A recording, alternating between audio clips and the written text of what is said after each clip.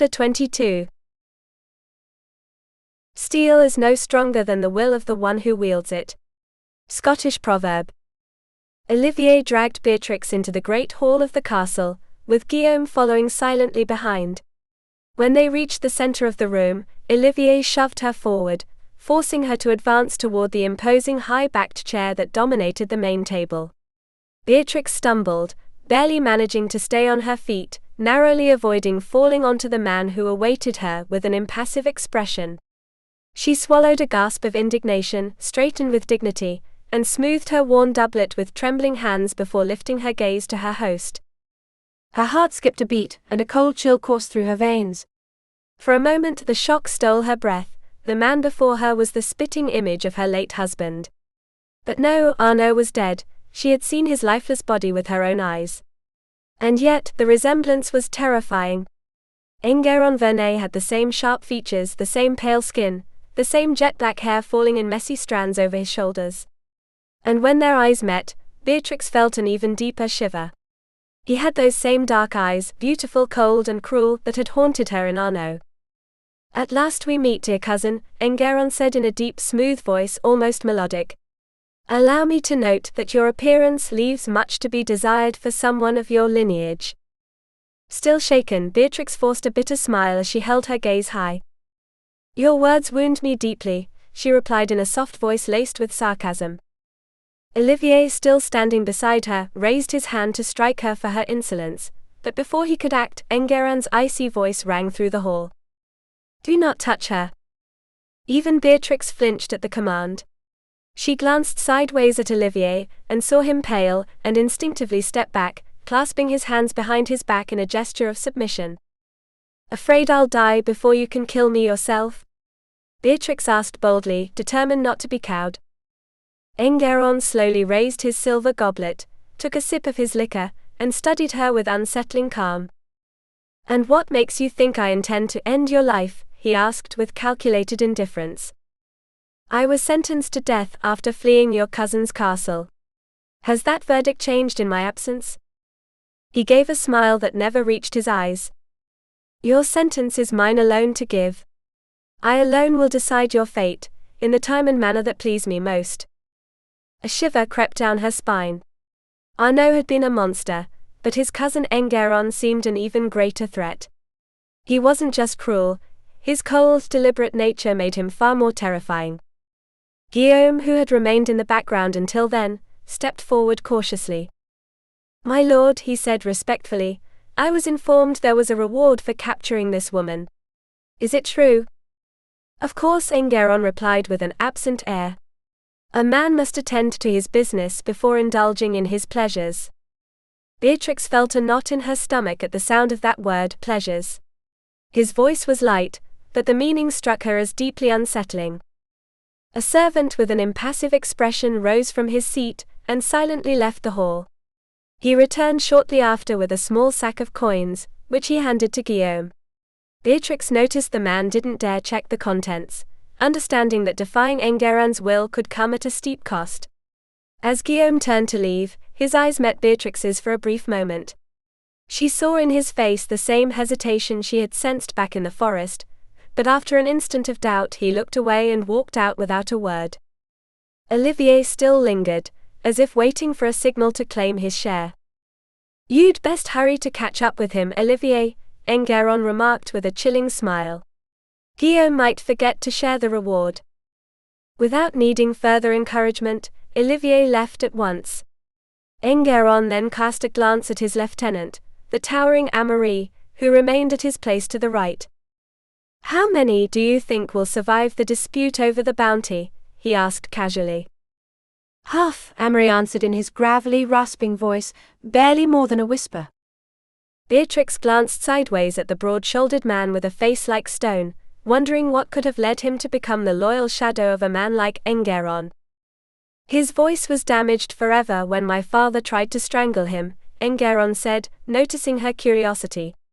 "Amaury is loyal to me unto death. He stepped in when my father tried to beat me to death, for sharing a bed with his third wife. If not for him, I wouldn't be standing here." Beatrix fought back a grimace of disgust. If your intent is to shock me with tales of your depravity, don't bother, she replied coldly. Don't forget I was married to a Verneuil. Enguerrand let out a short laugh. Arnaud was a pale shadow of what I am. Especially now, she murmured with icy disdain. The man smiled with amusement. Oh yes, my dear cousin is no longer a problem. I always wondered how you managed to do it. You must have taken advantage of one of his drunken stupors to overpower him. Beatrix clenched her fists in frustration. I didn't kill him. And yet you never hid the contempt you felt for him. Hating him is not the same as murdering him in such a brutal way, she said firmly. Tying him to the bed, castrating him and suffocating him with his own manhood while his throat was slit. Do you truly believe a woman like me could commit such an atrocity? It wouldn't surprise me, Enguerrand replied indifferently. In any case, hatred and murder often go hand in hand. Beatrix looked at him with open disgust, but Enguerrand simply turned to Amory. Take her to a room. I want her bathed and dressed properly. Worried about the decorum of the crowd at my execution? Beatrix asked sharply as Amory took her by the arm. Enguerrand gave her an enigmatic smile. Oh, don't trouble yourself. I haven't yet decided when I'll have you hanged. Beatrix didn't reply. Despite her defiant stance, the uncertainty of what that man had in store for her terrified her more than she cared to admit. Chapter 23. Where loyalty and passion intersect. The sun was setting, casting a melancholy amber across the sky as the shadows in the grove thickened little by little. Bertrand, who had remained in the same position for hours, stood to stretch his legs. No one had seen him. His patience had allowed him to study the castle's sentries, and discover that their lord's arrogance made them negligent. He felt confident he could slip inside undetected, though he still wasn't sure what he would do once in. Time was running out. Soon the massive gates would close, and the heavy iron grills would be lowered. If he wanted in, he had to move now. As he weighed his options, his attention was drawn to a lone rider leaving the fortress. The man rode with a grim expression, absorbed in thoughts that seemed to weigh on him like stone. He paid no mind to his surroundings. Bertrand saw in that distraction an opportunity. He slipped between the trees, waited for the perfect moment, and with the precision of a predator emerged from the shadows. The rider barely had time to react.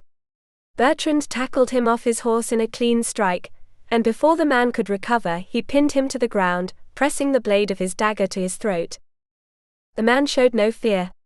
Not even surprise. Just a flicker of amusement in his eyes. My name is Guillaume, he said calmly. And you must be the Scot. Bertrand narrowed his eyes. The Scot? Yes. The man traveling with Lady Beatrix Verneuil.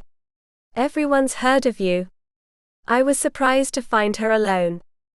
The mention of Beatrix lit a dangerous spark in Bertrand's eyes. The pressure of the dagger against Guillaume's skin increased ever so slightly. You mean when you captured her and handed her over to those bastards who want her dead, he spat, his French thick with a foreign accent. Guillaume swallowed hard but didn't look away. I was told she was a murderer. That she'd killed her husband in a horrific way. And do you blindly believe everything you're told? Or was it the coins dropped into your purse that convinced you a woman like her could commit such a crime? Guillaume sighed. I'm a poor man, sir. I have 6 young children, and a wife who cries over the misery we live in. Yes, I wanted the reward, and I thought I was doing the right thing.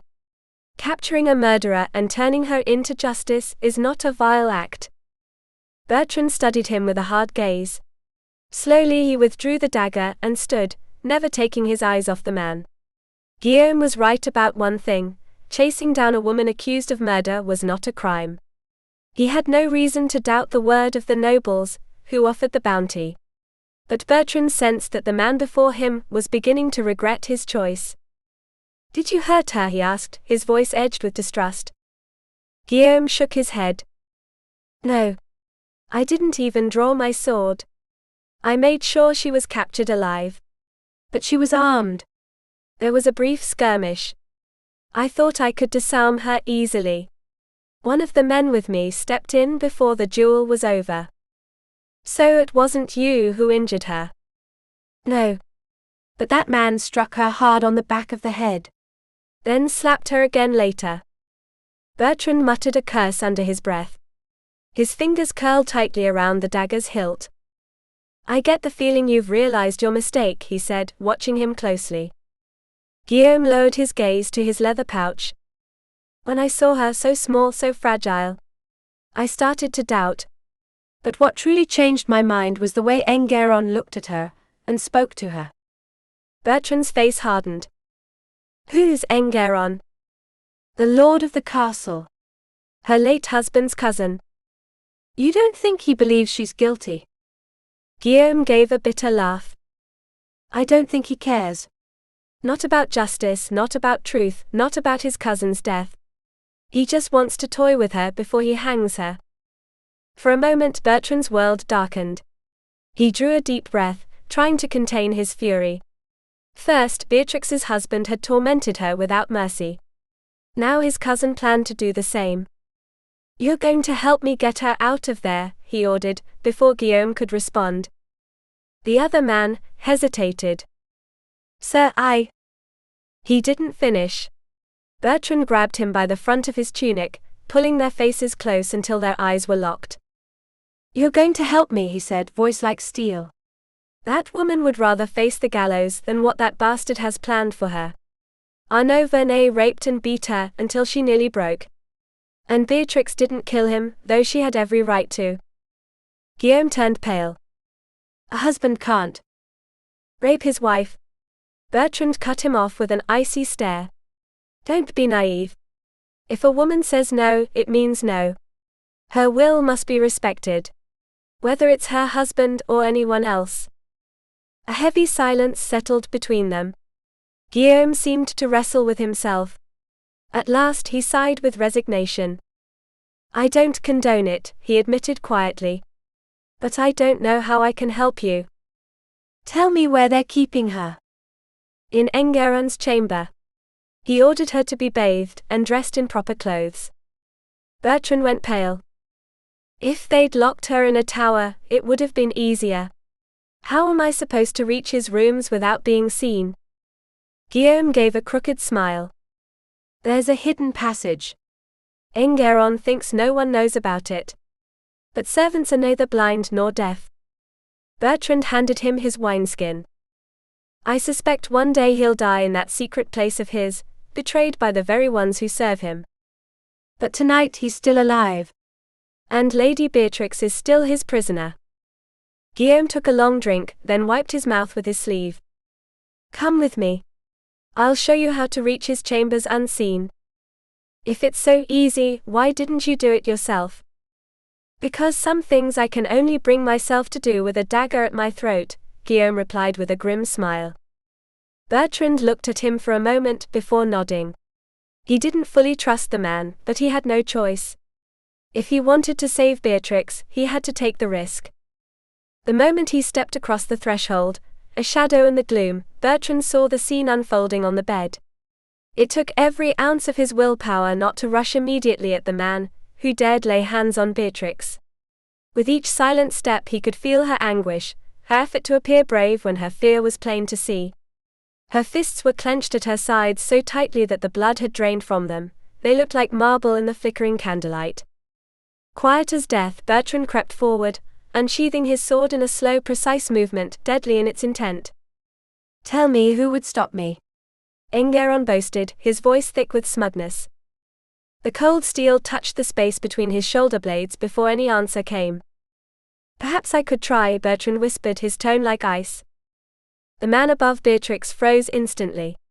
Bertrand saw his eyes dart briefly toward the door, weighing the chance to flee or call for help. But he gave him none. In a swift motion, he grabbed Enguerrand by the hair and yanked him back just enough to see his face. Then, channeling all his restrained fury, he punched him squarely in the jaw. Enguerrand dropped like a rag doll. Bertrand dragged him off the bed with ease and let his unconscious body fall onto the stone floor, making sure the thud wasn't too loud. But when he turned his gaze to Beatrix, something in his chest tightened. The sight of her disheveled dress, her exposed skin, shook him more than he'd expected. He took a sharp breath, raised his sword, and in a surge of unrestrained fury drew his dagger. Without thinking, he crouched down and grabbed his enemy by the hair once more, ready to end his life with a single stroke. Beatrix reacted instantly. She rose with a strangled gasp and in a desperate impulse, grabbed Bertrand's arm before the blade could fall. Her touch was light, almost trembling, but her plea was steady. "You can't kill him." He turned to her with a dark look, one she had never seen on his face before. His rage was almost palpable, like a storm about to break. "Hard to believe you still feel pity for this wretch." "It's not pity," she whispered urgently. "It's fear for you." Bertrand frowned, confused. Beatrix took a deep breath and spoke quickly, trying to reach whatever reason remained in him before his fury took full control. "If you kill him, you'll be lost. I spent a year running, surviving as an outlaw, accused of a crime I didn't commit. Now that I finally have a chance to clear my name, would you damn yourself to the same fate? If you take his life, we'll never know peace again. They'll hunt us like animals, and this time I won't be able to deny my part in it." A faint click at the door broke the tense silence. "She's right," Guillaume whispered, quietly locking the bolt behind him. Beatrix turned sharply at the sound of his voice. "Guillaume," she exclaimed, caught between shock and embarrassment. She hastily pulled her dress closed, covering herself awkwardly. He avoided her gaze, but his expression was grim. "I regret taking part in your capture," he murmured, stepping closer to the bed without taking his eyes off Bertrand. Beatrix gave a bitter smile. "So you'd have let me hang, but this was too much for your conscience?" Guillaume shrugged without replying. Bertrand, who had remained still with the dagger still in hand, let out a long breath. At last, with a slow exhale, he allowed just enough of his anger to fade so he could act with cold precision. He sheathed the dagger, and began to bind and secure Enguerrand with calculated efficiency. Beatrix stood with resolve. "I'm eager to hear how you managed to get in here, but I think what matters now is how we're getting out." Bertrand gave her an intense look, before taking her hand and leading her toward the entrance of the hidden passage. "Before that, tell me, how could a woman as sensible as you risk everything by running off alone, only to end up in the enemy's hands?" She scoffed, fumbling her way through the dark passage. "I didn't hand myself over to the enemy." "You came straight to this castle, Beatrix." I got lost." Bertrand stopped cold. Beatrix could feel his surprise even in the pitch black of the tunnel. But there was no time for further explanation. After a winding path, Bertrand halted by a concealed door. He peered through the crack, making sure the way was clear. "This is one of Enguerrand's secret passages," he whispered. "We can get out through here." Guillaume, who had stayed close behind, slipped past them. "Wait here," he instructed before vanishing through the exit. Beatrix turned to Bertrand, concerned. "Can you trust him?" Bertrand gave a half smile. "Not at first. But he's no brave man, and he can't stomach injustice either." A few minutes later, Guillaume returned, and handed Beatrix a hooded cloak. "You're not just a skilled spy, Guillaume, you're also a fine thief," Bertrand said with a smirk. Guillaume frowned, but Beatrix gave him a friendly pat on the arm. To him, that's a compliment. With the cloak covering her, they slipped out in silence. They moved through the halls in a tense game of shadows and hushes until finally they reached the outside. They walked casually among the castle folk, feigning disinterest, but with every step danger trailed close behind. Once they left the stone walls behind and entered the forest, Beatrix felt her body give out. She collapsed onto the grass, gasping, her pulse racing. Guillaume took a sip of wine and sighed. "I think this will be the last time I sign up for a noble cause." Bertrand laughed, clapping him on the shoulder. "You did well." Then gently he helped Beatrix mount her horse. Still weak, she leaned on him for a moment. They had to keep running. Enguerrand was still breathing, and the hunt had only just begun. Chapter 24. The warrior's path is never straight, but it always leads to his truth. Inspired by Celtic philosophy. Night fell silently over the forest, wrapping the land in a serene, cool dusk. The journey had been long, and exhaustion weighed on their bodies like a stone slab. The murmur of the nearby stream, and the whisper of wind through the leaves seemed to promise a brief respite, a moment of truce amid the uncertainty. That was when Bertrand broke the silence. "We'll camp here for the night, girl." Bertrand's voice, calm yet firm, shook Beatrix from her apathy. She blinked, as if emerging from a thick fog, and only then became aware of her surroundings. She barely registered the clearing where they had stopped, or the twilight that painted the sky in ochre and bluish hues. She didn't notice the fire Bertrand had begun to light, or the horses he was busy unsaddling. She only saw the silver ribbon of the stream, winding between the stones. Without a word she dismounted with mechanical movements, and searched her saddlebag for a cloth and her small, nearly spent piece of soap. She walked with slow, heavy steps toward the water's edge. There, in the solitude of the woods and under the cloak of evening, she let her clothes fall one by one and, completely naked, stepped into the icy water. The cold bit at her skin, but she didn't flinch. She sank down until the water reached her thighs and began scrubbing herself with the soap, not in a gesture of cleanliness, but in a desperate attempt to scrub away some invisible horror. Behind her, Bertrand worked at the camp, but his eyes stayed fixed on the young woman. Since he'd rescued her from Verneuil's lair, Beatrix had barely spoken. Throughout the journey, her face remained expressionless, her eyes empty, her body stiff, as though her soul had been left behind in that castle. Bertrand, uneasy, had watched her discreetly, hoping for some sign of relief, but he saw none. Now, watching her rub her skin with such intensity, oblivious to the cold and everything else around her, stirred his concern even more. At last he approached the stream. "Beatrix." She didn't react. Bertrand frowned, and cautiously placed a hand on her bare shoulder. "Beatrix." The young woman stopped her motion, and lowered her gaze. Only remnants of foam clung to her fingers, the last sliver of soap had melted away. "It's gone." Her voice was hollow, as if she was speaking of something insignificant. Bertrand held her gaze with patience. "You've washed enough." Beatrix hesitated. Had she? It didn't feel that way. But she had no more soap. Without resistance, she allowed him to help her out of the water. The knight wrapped her in the cloth, and began to rub her gently, not only to dry her but to return some warmth to her body. Beatrix let him, unmoving beneath his hands. When he reached out to fetch her clothes, he hesitated for a moment before handing them to her.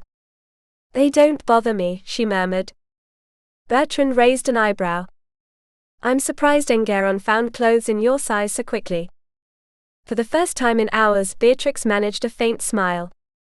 "I don't think they belong to a lady. Judging by the cut, they were probably one of his maids. For now, the shirt will do." Bertrand nodded, and carefully slipped the garment over her head, tying the laces with practiced hands. Then, in silence, he guided her to the spot where the fire crackled. There, atop a bed of blankets, they sat. Water had never been just water for Beatrix. It was the refuge where she hid from the world, the cold veil that allowed her to erase what she couldn't forget. She had washed herself so many times her skin burned, yet her soul remained scarred. Bertrand didn't understand, no one did. It wasn't dirt that weighed on her, but the invisible trace of hands she never wanted on her, of words that had cut deeper than any blow, of the guilt that had followed her like a shadow. The river murmured, as she dipped her hands into it. The water didn't judge. It didn't ask questions. It simply received and kept flowing. Could it be, she wondered, that it might also carry away her shame, her fear, the revulsion she felt toward her own flesh? She clung to the idea like a silent prayer, letting the current run over her skin, trying to wash away what had been forced upon her, what was never hers to begin with. Bertrand had watched her, brow furrowed. "You wash too much," he'd said. But Beatrix wasn't just washing her body. She was cleansing her memory, trying to rid herself of the weight of a past that still hunted her. She needed this ritual. She needed to believe the water could do what she hadn't yet managed herself: forgive. And in that moment, as the water slid over her neck, down her arms, across her clenched hands, she understood something.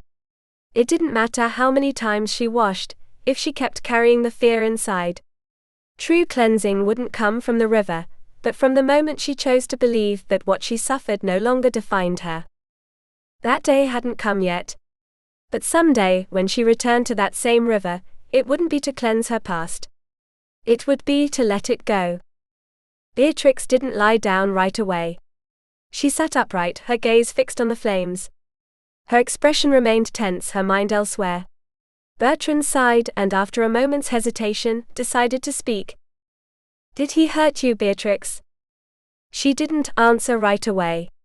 Only when he took her hand in his did she feel able to speak. "No."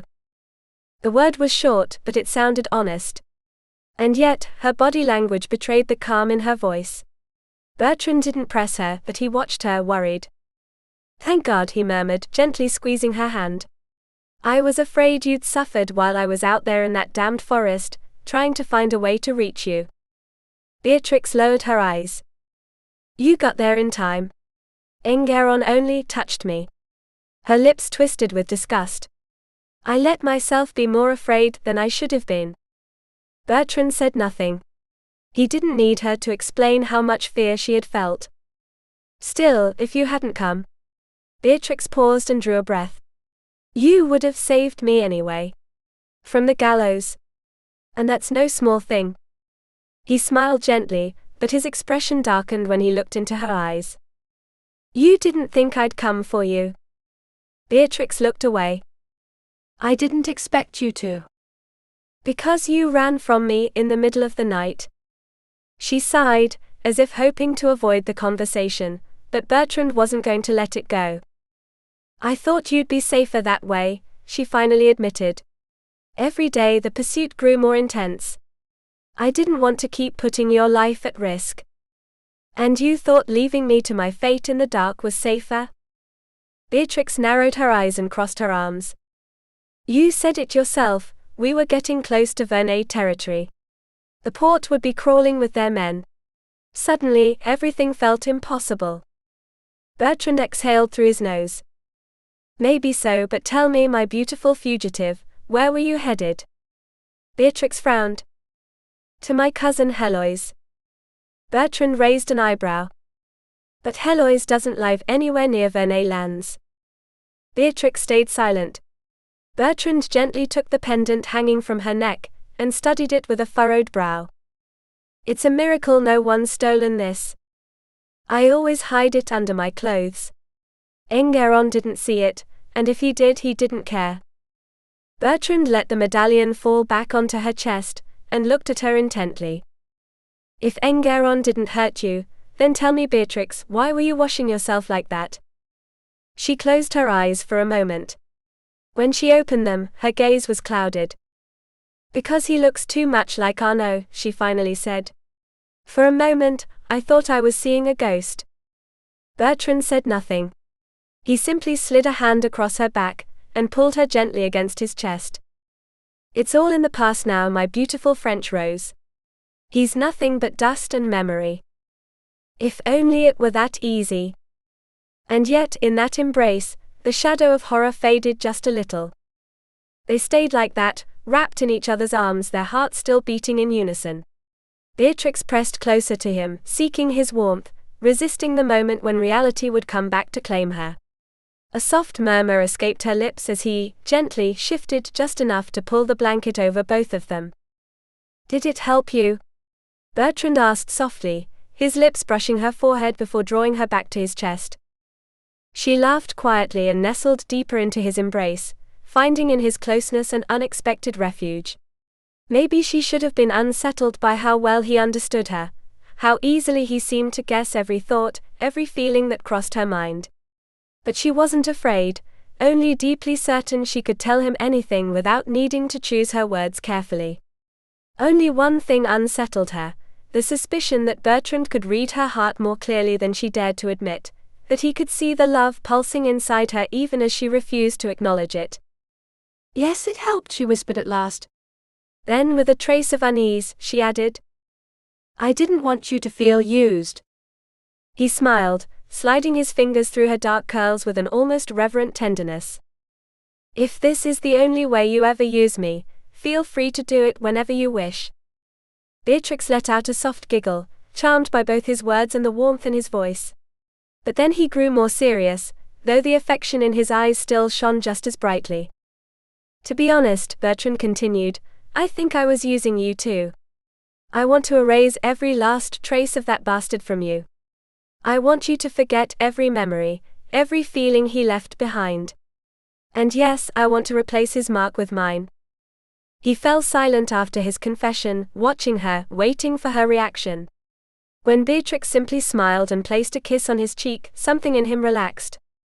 She had noticed the tinge of jealousy in his voice, and far from troubling her, it filled her with immense satisfaction. Bertrand felt something for her. Maybe she shouldn't get her hopes up, but that flash of possessiveness spoke louder than he dared to admit. Then our understanding is perfect, mon cher, Beatrix murmured mischievously. Because what you just confessed is exactly what I hoped you'd do. I wanted to rid my skin of the memory of his hands too. And ever since we became lovers, I've discovered something. Oh. And what have you discovered? He asked, raising an eyebrow. She winked before whispering, that rolling around on the ground with you is a foolproof way to get rid of my fears and troubles.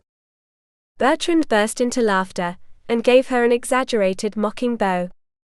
Happy to be of service, milady. Seeing as you insist on clinging to my skirts, I suppose I'd better make good use of your presence, my lord. Beatrix's laughter turned into a squeal when Bertrand suddenly caught her off guard, tickling her with merciless precision.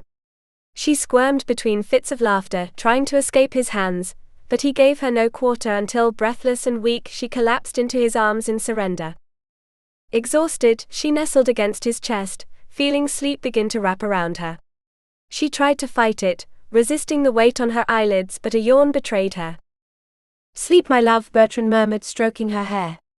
It's been a long day, full of emotion. Then he placed a kiss on her forehead, and with infinite gentleness whispered, Rest. We still have a long road ahead. Chapter 25. All forges heroes, but love immortalizes them. Anonymous. Beatrix peeked cautiously from the shadows of an alleyway, watching the bustling square beyond the corner of the building. Her eyes scanned the crowd anxiously. Where did all these people come from? She whispered, not looking away from the throng. Bertrand grabbed her arm, and pulled her back into the safety of the shadows. It's market day, he replied in a grave tone, but I'm afraid there's more to it than that. Enguerrand must have recovered from the blow I gave him. And I've no doubt he woke up thirsty for revenge. A chill ran down Beatrix's spine. Bertrand cast a quick glance toward the square and frowned. Look closely. There are too many armed men. They're not here for wool or ale. They're searching for something. They're searching for me, she whispered, feeling a tight knot of dread settle in her chest. They had managed to reach the port without incident, skillfully avoiding the Verneuil men along the way. Until now, Beatrix had dared to feel a glimmer of hope. But now she understood why the journey had seemed so easy. Their pursuers hadn't bothered chasing them on the roads because they were already waiting here, knowing this was where they'd try to escape. She leaned against the stone wall of the alley, and closed her eyes for a moment.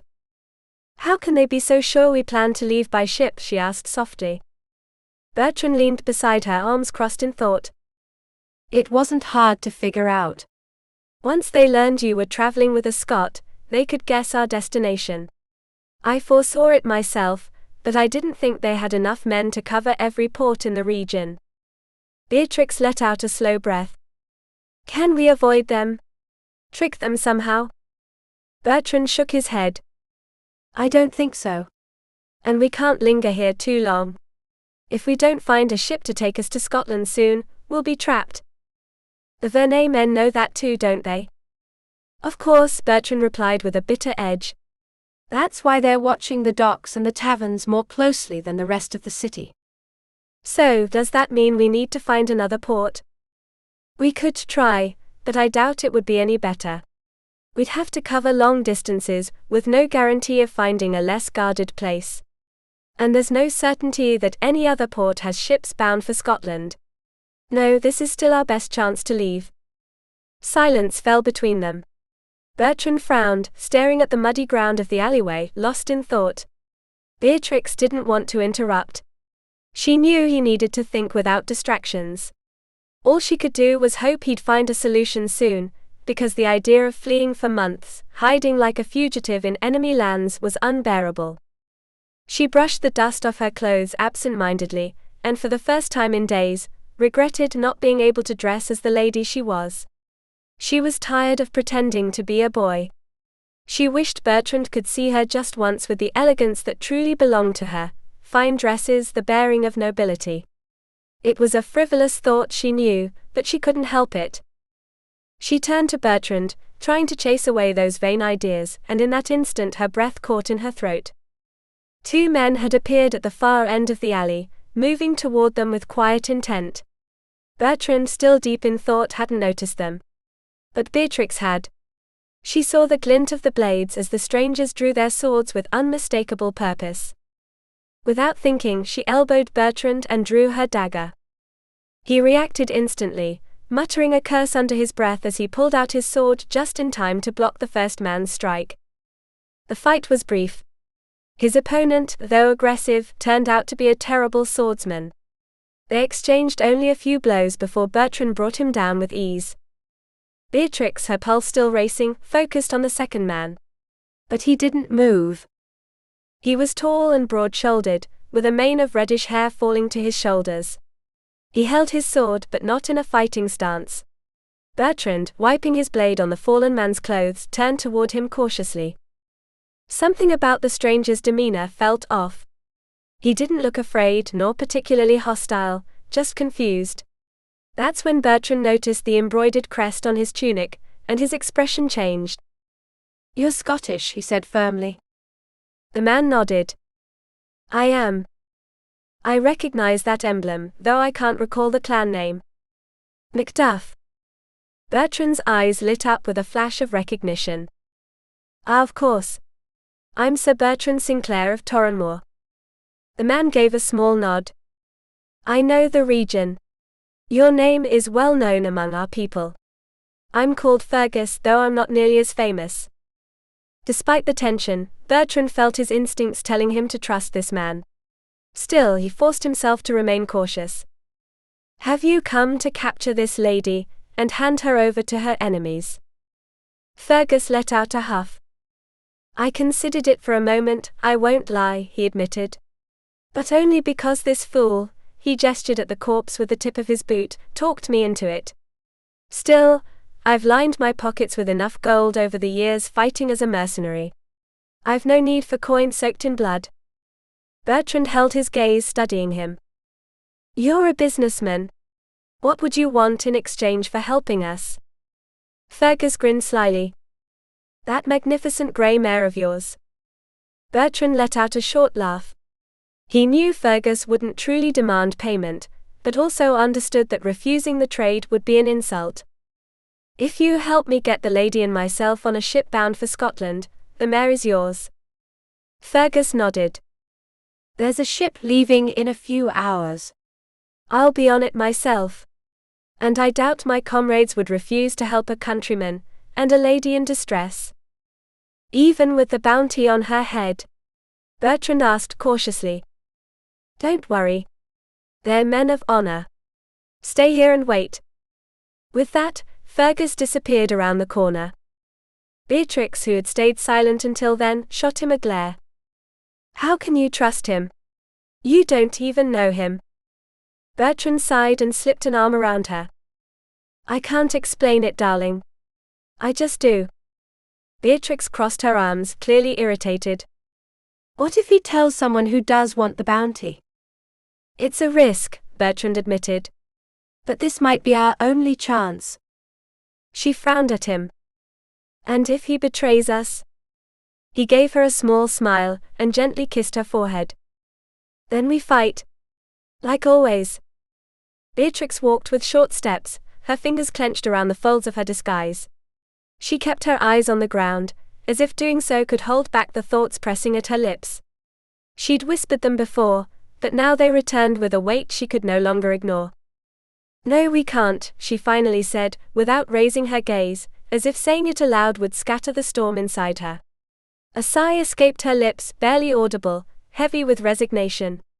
Then she looked up at Bertrand, searching for answers. Isn't there any way to defend ourselves, if Macduff comes back with dangerous allies? He watched her in silence before replying, his voice low and measured. A flicker of irony crossed his eyes, before his expression hardened again. We could run very fast, he murmured with a brief smile. Beatrix glared at him. The joke made her nerves bristle, but she didn't back away. We can't trust him and save ourselves at the same time. Silence stretched between them. Beatrix tried to calm herself, but uncertainty surged like a tide. Bertrand was right, they were caught in a web of doubt, danger lurking in every shadow. Ahead of them, the only way out was a ship ready to sail to Scotland. And with it one last chance. A man had promised to help them leave unnoticed, but could they trust him? It would be a relief to find someone who truly wanted to help us, she murmured. Frustration colored her voice. But we can't trust anyone. Not even him. If you two are done being pessimists, we can leave now, interrupted a teasing, unexpected voice. Beatrix spun around, her heart clenching. Fergus's silent reappearance chilled her for a moment, but then to her own surprise, she felt relief. Someone had managed to sneak up on Bertrand with the same quiet skill he often used on her. Bertrand, hand already on the hilt of his sword, turned smoothly, ready for a threat. But the tension faded when he saw Fergus, accompanied by a tall, lean man of unmistakably Scottish origin. You should be more careful sneaking up like that, Bertrand warned, half serious, half amused. You might scare someone. Fergus let out a low, carefree laugh. The man beside him, sharp-featured and sharp-eyed, waited in silence. Old habits are hard to break, Fergus replied with his usual mischievous grin. Then he nodded slightly toward his companion. This is my cousin Ronan. I figured we'd need some help, blending in with the crowd and slipping past the hounds watching the area. Beatrix studied Ronan carefully. His face was hard, but something about his features felt vaguely familiar. Aren't many of them Verneuil's lackeys? She asked cautiously. Fergus smiled, the usual mix of mockery and calculation playing on his lips. Fewer than half, if my numbers are right. And by the way, I think the lady could dress a bit more appropriately. Bertrand gave him a measuring look. You need her to look like a woman? Fergus paused and answered with a sly grin. If 3 drunk Scots escort a disheveled lady through the market, we might just make it to the ship without raising suspicion. Bertrand considered the idea, and slowly nodded. It could work. But there's no place here for her to change without being seen. Fergus glanced toward the nearby buildings, and without much ceremony, motioned to the far end of the alley. Just behind those walls.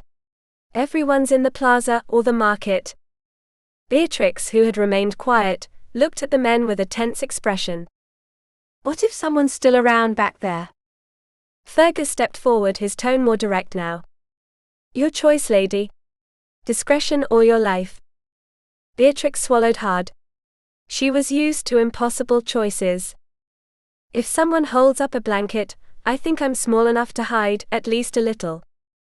Without further discussion, they headed to the back of the alley. As they neared the horses, Beatrix reached for her bag. But before she could grab it, Bertrand stopped her. What happened next left her speechless. From one of his own saddlebags, Bertrand pulled out a long dress, one that Beatrix recognized instantly.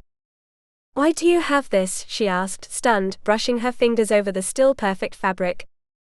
I didn't understand why you'd throw away something so beautiful, he replied seriously as he handed it to her. Beatrix held the dress in her hands, feeling the weight of memory.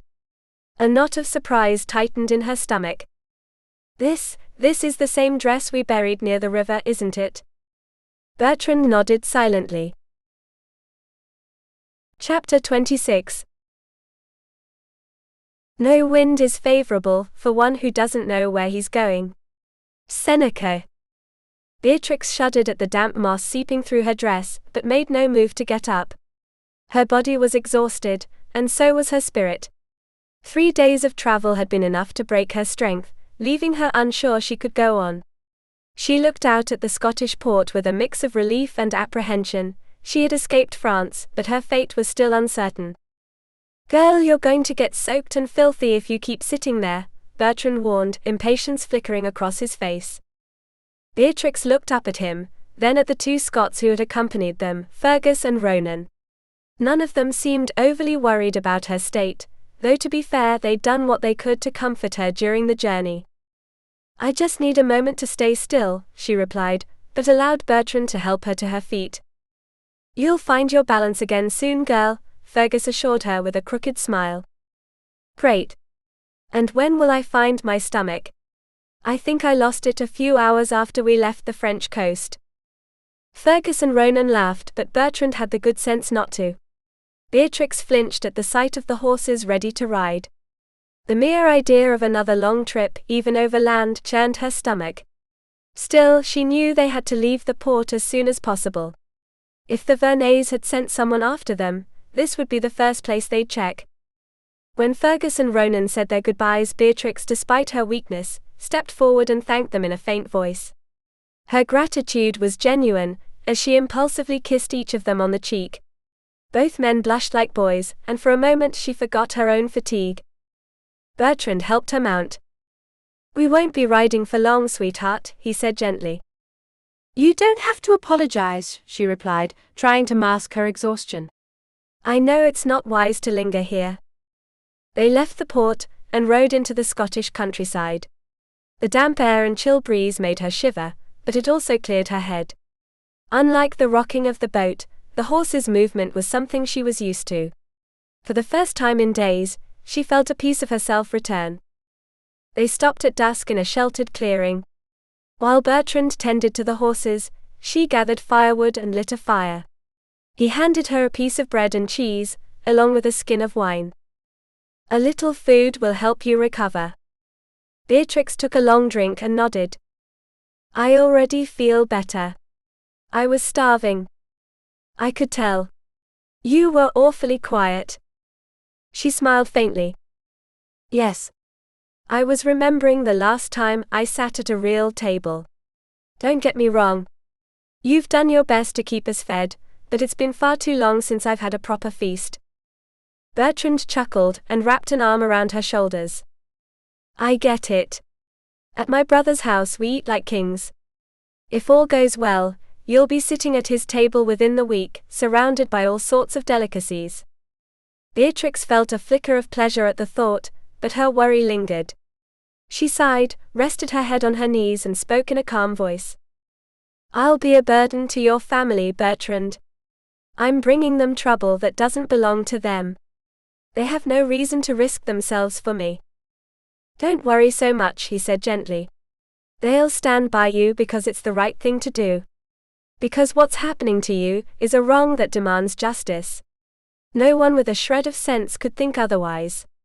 And luckily, there are no fools in my family. Well, not at the moment anyway." Beatrix smiled tenderly, let out a quiet sigh, and allowed herself to relax just a little. There was still a long road ahead, but for the first time in days, she didn't feel alone. Beatrix flashed a fleeting smile, barely a ghost of her usual mischievous expression, but her gaze quickly turned serious. Worry shimmered in her eyes, a shadow of concern she made no effort to hide as she turned to Bertrand. "It's up to them to decide, Bertrand. You have to give them that chance. You need to tell them the whole truth about why I'm being hunted." Bertrand kept his gaze fixed on her, his face unreadable, as if his decision had already been made. "That's exactly what I intend to do. But the outcome won't change. They'll understand that honor." "No." Beatrix cut him off sharply before he could continue down that path. "Don't talk to them about your oath or invoke honor. Don't tell them you swore to protect me. That would force them to do what we want, even if deep down they'd rather refuse. If they knew you were bound to me by honor, they'd feel the same duty fell on them. They wouldn't want to see you disgraced." Bertrand took a deep breath, as if weighing her words, but shook his head gently. "Either way, they'll agree to protect you." "Not a single word about your oath," Beatrix insisted, her voice heavy with gravity. "Promise me." "I promise," he conceded at last, nodding slightly. But then he gave her a confident smile and added, "You'll see I'm right. They won't act just to protect my poor honor, they'll do it because they truly want to save you." Beatrix gasped when Bertrand, with an unexpected move, toppled her onto the cushioned bedding. A deep chuckle rumbled from his chest, as he began to undress her with the ease of someone who knew every fold of the fabric, and every nuance of the body he adored. "Are we done arguing?" he murmured playfully. Beatrix squirmed beneath him, but not to escape. "Just one more thing. If they decide I'm more trouble than I'm worth, will they at least grant me a splendid feast before I go?" Their laughter echoed through the camp, before it dissolved into a passionate kiss. Despite the absurdity of it all, Beatrix felt safe in Bertrand's arms. And she also felt desire burning within her. The sea journey had left her weak and ill, reducing their contact to fleeting touches and Bertrand's silent support when the storm in her stomach overwhelmed her. But now, despite her exhaustion, she didn't want to miss another night of passion.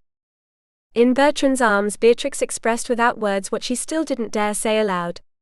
In the frenzy of their entwined bodies, she found a freedom that shielded her from her fear of confessing her feelings. Because while they were like this, wrapped in the heat of desire, there was no room for doubt or rejection.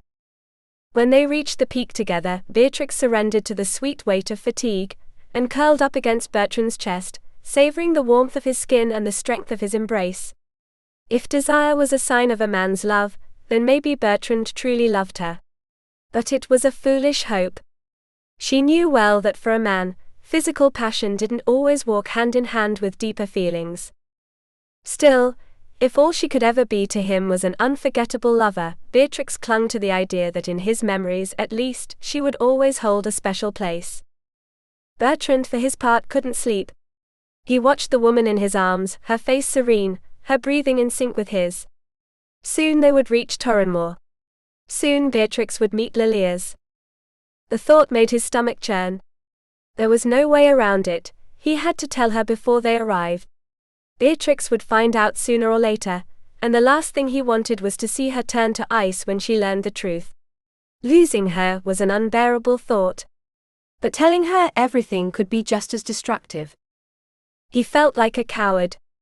It was a chapter of his past that shamed him, that filled him with a guilt that hadn't faded in 7 long years. And the fear of facing it now with Beatrix by his side, cast a dark shadow over the sweet moment of peace they had just shared. Chapter 27. I loved you before I knew it, and perhaps I will love you long after I forget it. Anonymous. There was something in the air, an almost unbearable tension, when Beatrix stepped into that grand hall. She didn't need anyone to explain what was happening. She saw it, she felt it in every gesture, in every look exchanged between Bertrand and that woman. Everything made sense in an instant, scattered pieces falling into place with such speed it left her breathless. No names were needed, no explanation.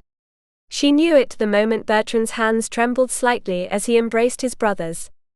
She knew it because he didn't even touch her. He kept a careful distance, as if the mere contact might reveal everything, as if his feelings were a secret he was still trying to protect. She knew it above all when she looked into his eyes. Because in them, in their tremulous shine and the way they avoided meeting hers, Beatrix found the answer she had never wanted to receive. That woman was the reason. The reason Bertrand had left Scotland. The reason he had fled to France, throwing himself into a war that wasn't his. The reason why, even though he had held her in his arms, he had never fully been hers. And now, seeing them together, without a single word exchanged, she knew with certainty that this woman had once been the center of Bertrand's world. She and Bertrand locked eyes, and in that silent exchange Beatrix understood everything. There was no need for words. He knew she had figured it out. And she saw for the first time the reflection of her own broken heart mirrored in Bertrand's expression. "You should have told me, Bertrand," Beatrix said in a tight voice, though fury roared inside her like a storm ready to break. "But this was neither the time nor the place." "It was a truly vile thing to keep it from me," she added, her voice trembling with a mix of anger and despair. She couldn't believe that Bertrand, of all people, had hidden something so crucial from her. Her chest felt tight, like an invisible fist gripping her heart. It wasn't just the omission that hurt, it was the betrayal behind it, the realization that perhaps she had never meant to him what he meant to her. Bertrand opened his mouth to reply, but the words died in his throat. "Beatrix," he barely murmured, unable to go on. It was worse than she had imagined. He had never seen her so devastated, not since that day when she had stood trembling and sobbing in the stream, trying to scrub away the repulsive memory of Enguerrand Verneuil's hands on her skin. Bertrand ached desperately to erase that expression from her face, to bring back the spark in her eyes. But he feared he had lost any chance of doing so. And tragically, he now realized that chance was what he wanted most. He wanted Beatrix and no one else. A single glance at Lilias had been enough to know, without a shadow of doubt, that whatever he had once felt for her had long since vanished. He didn't love Lilias. He loved Beatrix. And yet, she was looking at him as if he were the most despicable man she had ever known. Not telling her had been the worst mistake of his life. He had done it out of fear, out of cowardice, out of the foolish belief that protecting her meant shielding her from the truth. But now he saw clearly that he hadn't been protecting Beatrix, he had been protecting himself, avoiding the pain of possibly losing her. And in trying to keep her close, he had pushed her irreversibly away. When he tried to touch her, Beatrix recoiled as if his skin burned. "No. It's too late." She felt torn apart, wounded to her very soul. If her pain had a physical form, she was sure she'd be bleeding. The uncomfortable stares of Bertrand's relatives helped her contain the anguish, but not for long. They didn't deserve to witness this heartbreak. And most of all, she didn't want Bertrand to see her like this. She needed to be alone. No matter what it took. She drew a deep breath and, with a composure she didn't feel, turned to those present. "It's an honor to meet you all," she said politely, thankful that her voice sounded steady, though tight.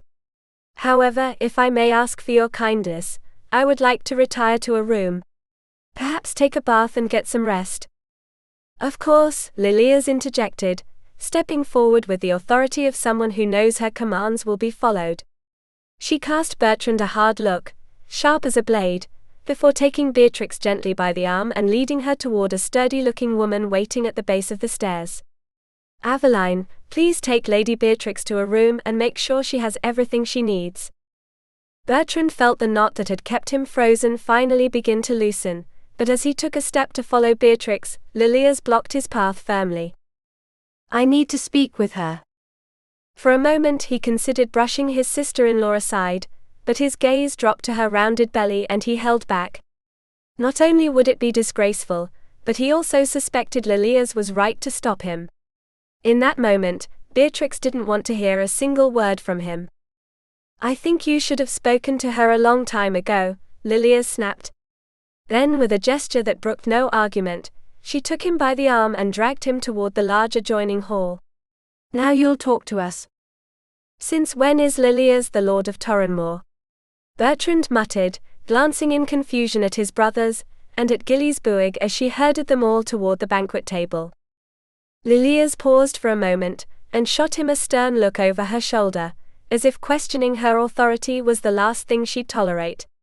Bertrand barely had time to register the warning gleam in her eyes, before she resumed walking with the same unyielding resolve. Gillies Buig gave a wry smile, as he sat across from Bertrand.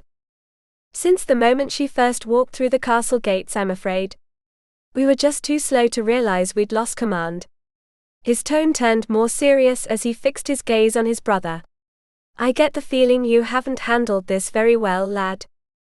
"I think he's been a scoundrel. Or at the very least a fool," Lilias declared, ignoring the others' murmured protests. She leaned forward, her eyes flashing with indignation. But before I decide whether or not to hang you, perhaps you could explain who our guest is and why she's here. For an instant Bertrand considered fleeing. But with a deep sigh he sat down, and began to recount Beatrix's entire story. He left nothing out. He spoke of her life with Arnaud Verneuil, the hell she had endured, her escape, how they had met, and how she had come to trust him. He hesitated only briefly, before mentioning what he knew about her husband's death. The people before him wouldn't betray his trust.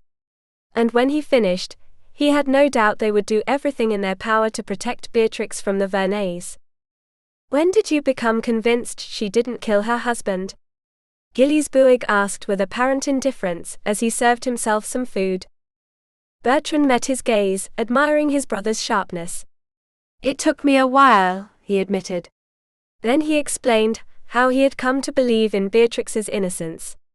It was the family of a peasant girl Arnaud raped and left for dead. If Beatrix's family manages to prove her innocence, those people might pay dearly for what was at its core an act of justice, Ewan observed. Yes, Bertrand agreed bitterly, but at least they were the ones who did it. And honestly, maybe they do deserve punishment for not speaking up sooner. You're not wrong, Ewan murmured. Lilia's, however, wasn't finished. And now, can we talk about the recent injustice that woman has suffered? Lilia's asked, her voice laced with restrained fury. She leaned slightly forward, fingers laced on the table, but her gaze remained fixed on Bertrand, sharp as a dagger. It was clear she had no intention of letting him escape that conversation, without demanding an explanation. Ewan gave her hand a gentle, affectionate pat. Bertrand saved her life more than once. I know, and he deserves credit for that, Lilias acknowledged. But I also know it hasn't always been for noble reasons. She seemed wary of me when she saw me. Have you told her about your past, about your obsession? Have you warned her about your doubts? Have you treated her well? What do you think she felt, Bertrand? Bertrand closed his eyes for a moment, tormented. He knew. He knew exactly what he had done. And worst of all, deep down, he feared it was already too late to make things right. There was a hollow ache in his chest, a crushing weight that made it hard to breathe. The possibility that he might have lost Beatrix forever hung over him like an unbearable burden, a torment he couldn't shake. If only he could turn back time, if only he could find the right words to explain he never meant to hurt her, but would that even matter now? The fear of watching her walk away for good was consuming him from the inside. Chapter 28. If fate separates us, I will challenge the gods to return to you. Inspired by Scottish myths. Beatrix collapsed onto the bed, her eyes fixed on the ceiling, fists clenched tightly at her sides. She had taken a bath, forced down the dinner brought to her room without the slightest appetite, and finally changed into the fine clean linen nightgown Aveline had laid out for her. She was alone with her thoughts. And she desperately wished she weren't. She gave in to the urge to cry. A deep sob broke through the dam of her pride, and she turned face down, burying her face in the softness of the pillows.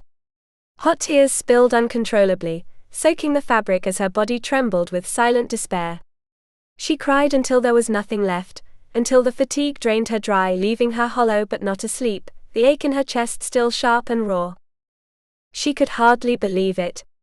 Bertrand had betrayed her. Despite the undeniable truth she had witnessed with her own eyes, some irrational part of her clung to the idea that there had to be an explanation. He had been the first person in a long time she had dared to trust, the first she had wanted to believe in. And now she had to accept she had been wrong about him too. A soft knock at the door made her sit up abruptly. She wiped her face with her sleeve, her heart pounding in her chest. For a fleeting moment, an image of Bertrand formed in her mind, entering with his head bowed, a plea on his lips. Part of her longed for that moment. Another part feared it. But it wasn't him. Lilia stepped quietly into the room, and Beatrix felt a sharp pang of relief mixed with disappointment. "Don't be so suspicious, Lady Beatrix," the woman said as she approached the bed and sat gently on its edge. "My husband's brother doesn't even suspect I'm here. I'm leaving at dawn, Beatrix stated, surprised by the certainty in her voice. Lilias shook her head, gently taking one of her hands. You can't. You have nowhere to go, and you're in danger. Torrenmoor may be the last place you choose to be, but it's also the safest. I could return to France. And be executed. That won't solve anything. Beatrix pressed her lips together. Her whole world felt like it had narrowed to a dead end. Bertrand and I can't stay together. You don't need to fear me, dear. I'm no threat to you, Lilias assured her softly. I've never loved any man but Ewan, and I never will. She placed her other hand over her rounded belly with a calm smile. We're expecting our third child. God willing, there will be more. Beatrix pulled her hand away with a sharp motion. I don't fear you, milady, nor do I blame you for this unfortunate situation. But that doesn't change the fact that you're the woman Bertrand loves. I'm only here because I resemble you. That's the only reason he felt anything for me, however small it was. Lilias sighed, watching her with a patient gaze. Bertrand left because he desired me, and knew I would never return his feelings. He thought that by staying away, he could avoid causing trouble between Ewan and me, that he wouldn't drive a wedge between him and his brother. But that's no longer the case. Maybe it never was. I'm not the woman Bertrand loved. Not anymore. Are you sure he didn't send you? Beatrix asked, a flicker of hope in her voice that frightened her. Absolutely. I came because I thought you deserved to know. Because even if I'm not the source of your pain, I'm part of this story. Beatrix lowered her head, ashamed. I owe you an apology. It was rude of me to doubt your word. I understand. And I only ask that you consider this: Bertrand is not a cruel man. He's acted foolishly, out of fear and confusion, but not out of malice. Bertrand is not a coward. Beatrix protested, her throat tightening. Lilias smiled gently. When it comes to matters of the heart, all men are in some way. But tell me, if you were able to understand everything just by looking at me, don't you think he asked himself those same questions? That he doubted, that he struggled with himself? And that maybe out of cowardice, he didn't confess it before giving himself to you? Beatrix felt her defenses begin to crumble. He should have told me. He should have warned me before sleeping with me. You're right. He deserves a proper punishment. But I ask you to give him a chance to explain himself. You love him, Beatrix. Don't try to deny it. And if there's even the slightest chance you might forgive him, don't throw it away. Lilias stood and with a motherly gesture, gently tousled Beatrix's unruly curls. Rest. Cry all you need, let the anger out. But be fair to yourself. Don't make a decision with your heart clouded by pain. And remember, sometimes a man holds on to an idea for so long, he doesn't realize it stopped being true. At that point, it's no longer a feeling. It's just a habit. Beatrix watched her leave and close the door with an enigmatic smile. She collapsed back onto the bed, exhausted. Forgiving him. The very idea seemed impossible. Bertrand had hurt her like no one ever had. But deep down the love still lingered. Lilias was right about one thing: if there was even the slightest chance to hear what Bertrand had to say, she had to take it. Chapter 29. Fate throws us into the fire, but we decide whether to be ashes or embers.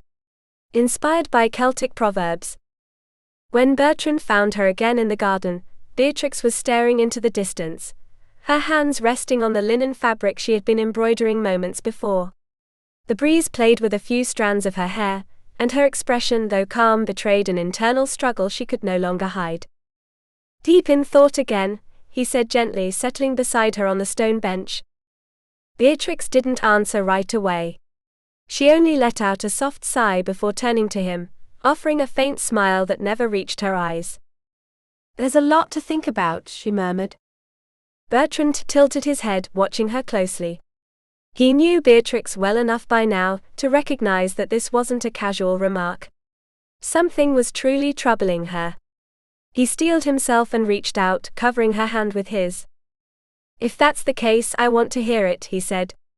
"Tell me what's weighing on you." Beatrix bit her lower lip, a habit Bertrand had come to recognize as a sign of hesitation. At last, she lifted her gaze and met his eyes with determination. "You've made me feel safe here," she admitted, "maybe too safe. And that scares me. It scares me how easy it's been to let my guard down, to let myself be carried away by the warmth of this place, of your family, of you. But the truth doesn't vanish just because I choose to ignore it." Bertrand's brow furrowed. The unease in her voice struck him like a blow to the chest. "Are you afraid to trust me?" he asked, a trace of bitterness in his tone. "I'm afraid of what might happen if I trust you completely," she confessed. "Not just for me, but for everyone around me. I can't keep being a burden to you, to your family. I can't let the danger that follows me touch those who've been so generous to me." A lump formed in Bertrand's throat. He knew Beatrix was strong, but seeing how fiercely she clung to her independence, even at the cost of her own happiness, broke his heart. "Beatrix, you are not a burden. And I don't want you to leave thinking you are. If you believe you can rid yourself of your enemies by facing them alone, you're wrong. You don't have to bear this alone." She pulled her hand away and stood, crossing her arms over her chest in an unconscious gesture of defense. "If I stay, you'll keep fighting for me. And if something happened to you, or to your family." Her voice cracked slightly before regaining its strength. "I couldn't live with that." Bertrand rose too, closing the space between them with determined steps. "And what about me? Do you think I could live with myself knowing I let you go, that you're out there alone in hostile lands, facing people who want to see you destroyed?" His voice dropped, nearly a whisper. "I don't want a future without you, Beatrix. Don't ask me to even imagine it." Beatrix swallowed hard. For the first time in days, the uncertainty in her chest faltered beneath the intensity in his eyes. "Bertrand." "Stay," he said, gently taking her by the shoulders. "Stay, and let me be the one who protects you. Let me love you the way you deserve to be loved." The silence that followed was thick, full of unspoken emotions. Beatrix closed her eyes for a moment, torn between fear and longing, between reason and heart. Finally, when she opened them again, she found in Bertrand's gaze the answer she'd been searching for. "I don't want to lose you," she whispered. "And you won't," he promised. And when Bertrand pulled her into his arms, Beatrix let the strength of his embrace chase away her fears, if only for that moment. Love came in different forms for those who had walked through pain. Beatrix and Bertrand, even without realizing it, were moving towards something they couldn't name yet, something they didn't yet recognize as love, but that had already begun to take root in the barren soil of their wounded pasts. Beatrix knew love through absence. Life had taught her that she had to fight not to be forgotten, not to be left behind like something disposable. Her heart had learned to expect abandonment before permanence, to fear surrender because it carried the seed of betrayal. She had survived a love that wasn't love at all, a cruel shadow that had shown her the ugliest face of desire. And though she was now safe, the memory of that pain still pulsed through her veins. She believed she loved Bertrand because he had been a refuge, the only promise of safety in a world that had never offered her any. But now, looking into his eyes clouded with sorrow, she understood that love was not the same as safety.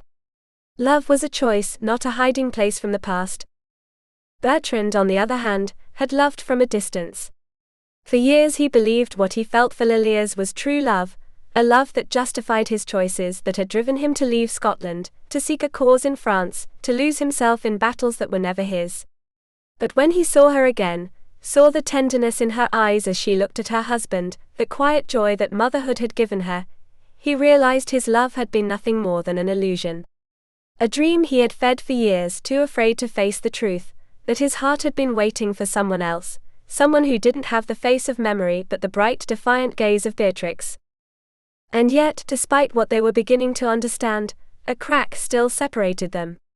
They were like two shores of the same river, aware of the other's presence but lacking a bridge to meet in between. Beatrix's wounds made her distrust anything Bertrand might say, Bertrand's guilt kept him silent, afraid that any word would sound like an excuse, a justification. They had spent too long building walls to shield themselves from deeper pain, and now even as love peeked through the cracks, they didn't know how to let it in. Love wasn't discovered the same way after suffering. It wasn't a radiant epiphany, it was a quiet process of reconstruction. Beatrix and Bertrand didn't know it yet, but they were in that stage of clearing the rubble, learning which pieces of the past they had to let go of in order to hold the future. And maybe, just maybe, with time, they would learn that to love was not merely to survive together, but to be reborn in each other's arms. Chapter 30. Under the banner of desire and betrayal.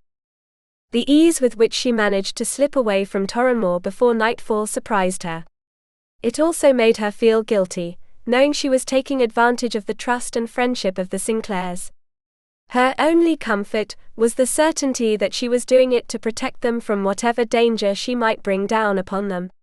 She spurred her horse along the same path she and Bertrand had followed 3 weeks earlier, and forced herself not to look back, afraid she might waver in her decision.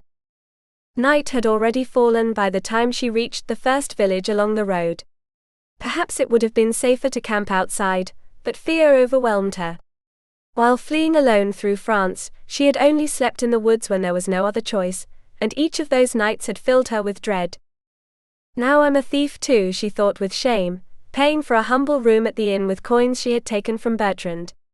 She prayed he would forgive her when it was all over. If she didn't survive, she'd make sure her guardians paid her debt. In the room she undressed down to her chemise and lay on the bed. Though she knew this was the only possible decision, she felt trapped, afraid, and unhappy. The Sinclairs considered it their duty to protect her, but it wasn't fair for her to take advantage of their honor. She closed her eyes. Sleep would be hard, but she needed rest for the days ahead. Meanwhile in Torrenmore, Bertrand stormed into the great hall, brow furrowed. "Where is Beatrix?" he asked, stopping in front of Lilias and Ewan, seated at the head of the table. "I haven't seen her in hours," Lilias replied, casting a questioning glance at her husband. Ewan merely shrugged and shook his head. "I was surprised she didn't show up for dinner. I considered sending Aveline to check on her." "She's not in her room." "I already looked," Bertrand said tensely. He motioned to a young page to check the stables for her horse, then sat down and served himself some food without really noticing the dishes. The silence grew heavy, until Ewan voiced the question that lingered in the air. "Do you think she's fled Torrenmore?" "I don't know," Bertrand growled. His fingers tapped impatiently on the table. "It's the only possibility I haven't ruled out. I've searched the entire castle." "But why would she hide from me?" "From all of us." The page returned breathless. "Her horse is gone, my lord." Bertrand's fist hit the table hard enough to rattle the plates. "She's escaped." "Yes, but why?" Lilias pressed. "I don't know." Bertrand exhaled sharply, trying to calm himself. "It's clear she told no one what she planned to do, or I would have been warned.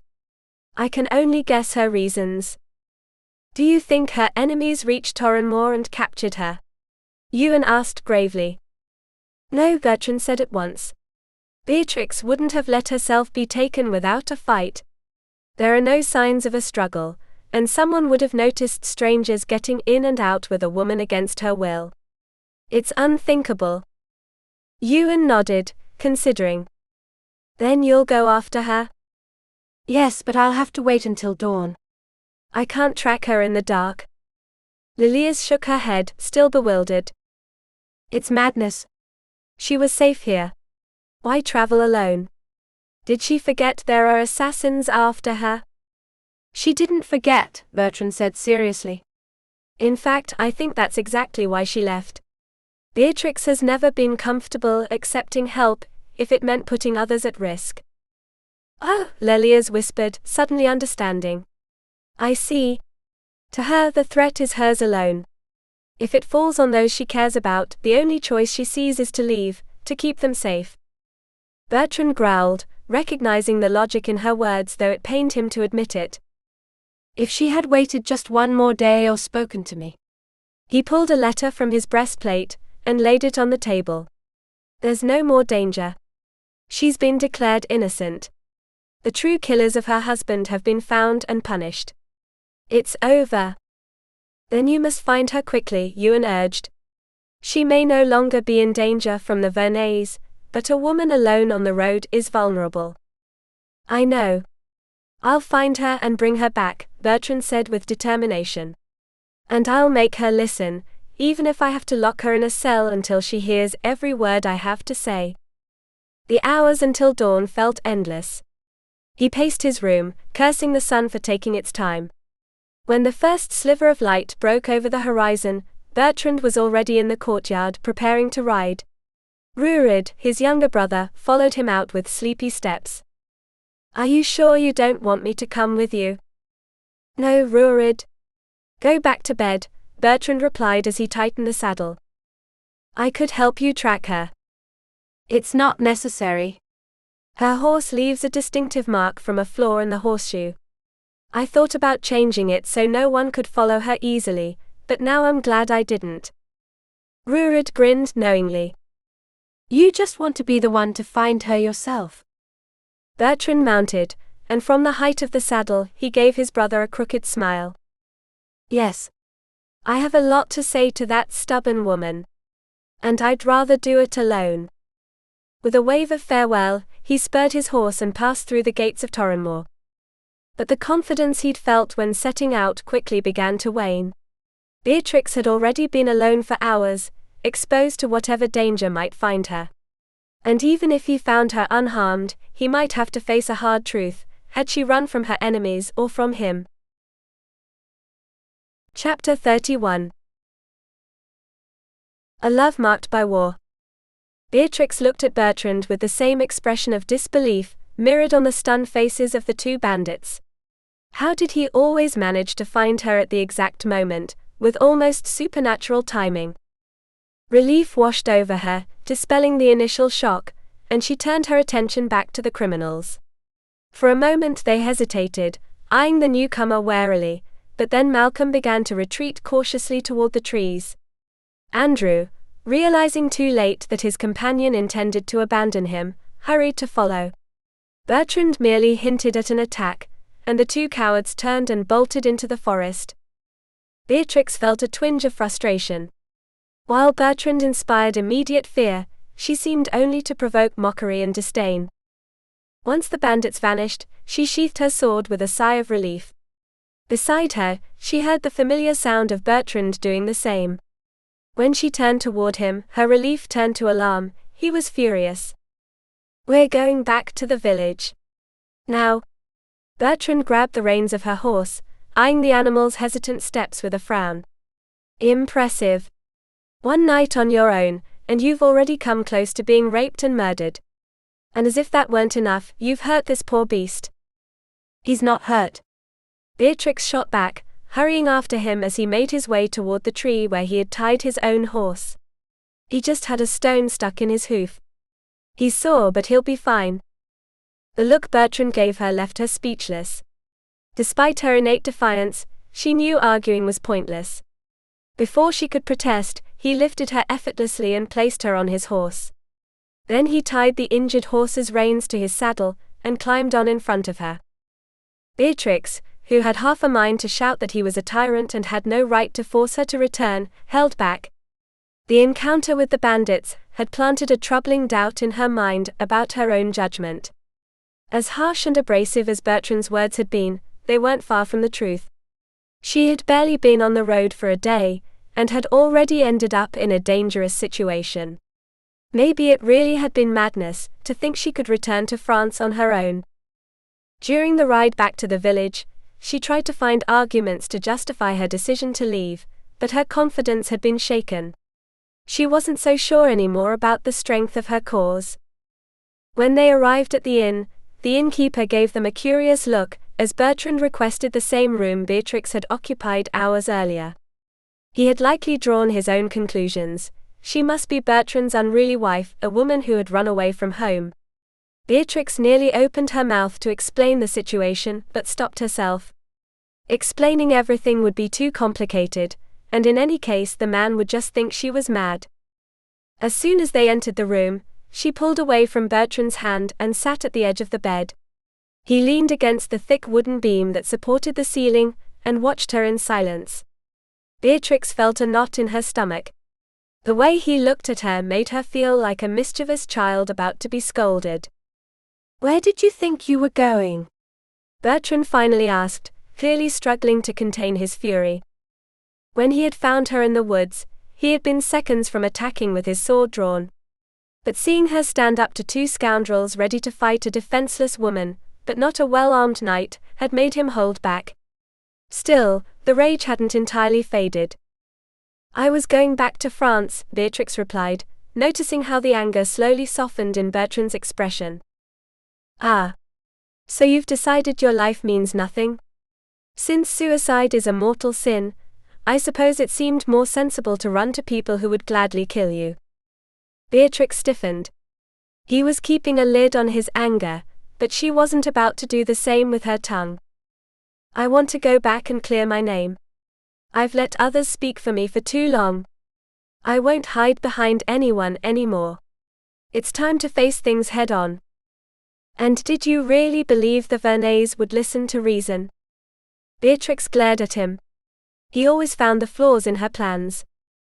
"They're not the only ones I could appeal to for justice." Bertrand pulled a scroll from under his breastplate and held it out to her. "You don't need to beg for justice anymore." Beatrix read the message 3 times before she could believe it was real. "I'm free. Completely free. And the Verneuils have been ordered to leave you alone, unless they want to face severe consequences. The order comes directly from the king." Beatrix felt a mix of gratitude and sorrow. Her freedom had cost the lives of 2 men. Even if they were guilty, justice had come in the cruelest of ways. "You have no reason to go back to France now," Bertrand said, watching her intently. "You could come with me to Torrenmoor." Beatrix looked away, torn between longing and fear. "Your honor is intact now. You don't owe me anything." Bertrand stepped closer and wrapped his arms around her. "This has nothing to do with honor, Beatrix." Bertrand couldn't understand why it was so hard to say the words he was sure Beatrix was waiting to hear. He knew he was a coward. After hurting and offending her by keeping her in the dark about Lilias, he knew he could no longer hide the truth. No woman, least of all Beatrix, deserved anything less than an honest confession from his heart, but he seemed unable to give voice to his feelings. She, meanwhile, wondered if shaking him by the shoulders might finally make him speak. She had almost convinced herself that Bertrand loved her, or at least was very close to it. His embarrassing reluctance to talk about anything other than passion, or the approval of their union by tutors and relatives, was the clearest sign she had. Bertrand had never had trouble expressing himself eloquently. He could easily convince her that rejecting his proposal would be madness. Yet he had never spoken of love. And in that moment he seemed incapable of even finding the right words, or perhaps the courage to say them. There was only one way to make him confess his feelings: she had to go first. It was a risk. Maybe she was wrong in believing Bertrand's feelings went beyond passion, and it would be humiliating to speak of love without hearing the same promise in return. But Beatrix brushed her doubts aside and made a decision. The rest of her life was at stake. It was worth the risk. "Bertrand, I'm honored that you've asked me to be your wife. I'm glad to know that both my guardians and your family approve of our union. I don't need to repeat how much I enjoy the passion we share, and that I'm more than willing to keep giving myself to it. But I'm afraid that's not enough." He looked at her in silence, his brow slightly furrowed. "I'm not in love with Lilias. You know that, don't you?" "I figured that out a few days after I arrived at Torrenmoor," Beatrix replied patiently with a small smile. "And that would certainly make our marriage easier." When he opened his mouth to respond, she touched her fingertips to his lips, gently stopping him. "Let me finish before I lose my nerve. I need to hear more than what you've said so far. I need your heart, Bertrand, because mine already belongs to you." The silence that followed made Beatrix's pulse quicken. But when he pulled her tightly against his chest, holding her as if afraid to lose her, she began to feel more certain. There was emotion in his embrace, genuine emotion. "When did you know you loved me?" he murmured, kissing her face with tender care. She smiled, sensing that Bertrand's reaction was exactly what she had hoped for, except for the fact that he still refused to say the words she longed to hear. She held back, and instead ran her fingers through his hair before kissing him softly on the lips. "I think I knew when you were wounded," she confessed. "Though I'd been feeling it for days, without wanting to admit it. When I ran away and was captured by Enguerrand." Bertrand nodded, his face serious. "I was really running from you, from what I suddenly realized I was feeling. I already had enough problems, and foolishly thought I could escape what was in my heart." "No, that's impossible," he whispered. "The heart can't be deceived. It knows the truth, even when reason tries to deny it. I believed I was in love with Lilias for so long, that I distrusted what I felt for you." Beatrix resisted the urge to beg him to just say it. Bertrand still needed a little more time. "I understand," she said gently. "It hurt at first, but I knew you never meant to hurt me. You were caught up in the idea of a love you had kept alive for 7 years. A romantic dream is hard to let die." "Sometimes it was more of a nightmare," he murmured bitterly. "No one wants to realize they've given their heart in vain." "But I should have told you sooner." "When I finally saw Lilias again, I knew instantly she was no longer the woman I had loved. And more importantly, I realized you weren't just her shadow in my heart. You weren't taking her place. You already had your own." Beatrix stared at him, holding her breath. "Do I have a place in your heart?" she whispered. "You fill it completely, Beatrix," he replied with a smile. "You are its only owner." Beatrix let out a sob of relief, before wrapping her arms around him and holding him tightly. They had found what they had both been searching for.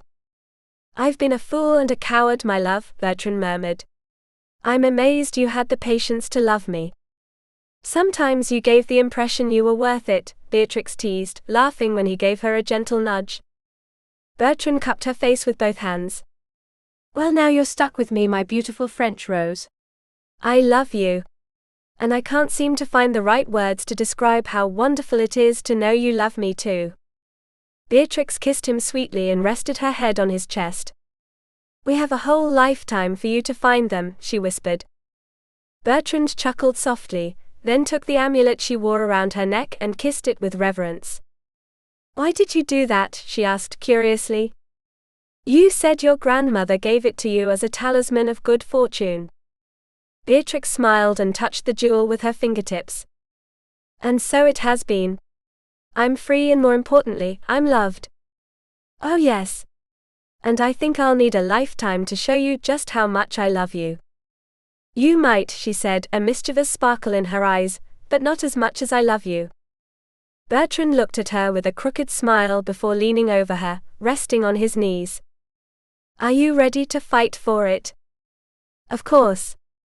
"Then be prepared, my love, because convincing me might take a very, very long time." "With plenty of persuasion, I hope." "Without a doubt. A sweet, never-ending persuasion." Beatrix had never known if God truly heard her.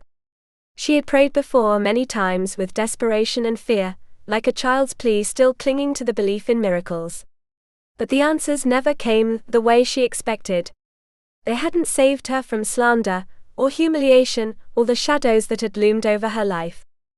In time she stopped asking. She stopped hoping. She convinced herself that faith was for those who had never been betrayed by life. How could she trust a God who seemed to have fallen silent when she needed him most? But now, standing beneath the open sky, with the wind tossing her hair and the weight of her story heavy on her shoulders, something inside her broke, or maybe for the first time opened. Perhaps God hadn't been in the thunder of immediate answers, but in the quiet resilience that had kept her standing. Perhaps it wasn't about receiving everything she asked for, but about finding the strength to keep moving forward, even when she didn't understand the path. She had expected God to intervene in the only way she could imagine, by shielding her from pain, changing her fate, restoring what had been lost. But maybe God had always been there, not as a hand pulling her away from suffering, but as a light guiding her through it. For the first time in years, she took a deep breath and let go of the resistance. She didn't understand everything. She didn't have all the answers. But she no longer needed proof. Faith wasn't certainty, it was a leap. And she was ready to leap. The end.